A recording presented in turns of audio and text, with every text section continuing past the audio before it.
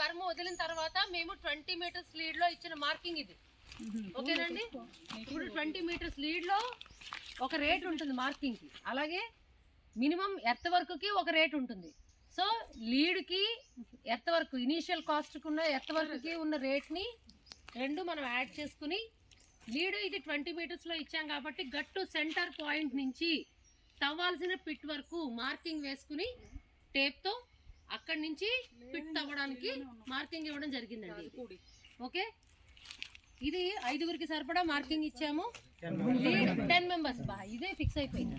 10 members కి marking ఇచ్చామండి. ఇది 10 మీటర్స్ లీడ్ మారిపోకుండా ఉండడం కోసం అని చెప్పి లెంగ్త్ ని కాన్స్టెంట్ గా 10 మీటర్స్ తీసుకోవడం జరిగింది. అలాగే ఒక చెరువుకి 0.5 మీటర్స్ డెప్త్ మినిమం అది తీసుకోవడం జరిగింది. విడత వచ్చి ఎంత వచ్చిందండి మనకి 10 మందికి 2.5 మీటర్లు విడత రావడం జరిగింది. అంటే డిజిట్స్ లో కొంచెం అటు ఇటు వస్తే మేము 2.5 కాన్స్టెంట్ గా చేశాం. 10 మీటర్ల లెంగ్త్ ఎందుకు ఇచ్చారు ఈ గ్రూప్ వాళ్ళు చెప్పండి?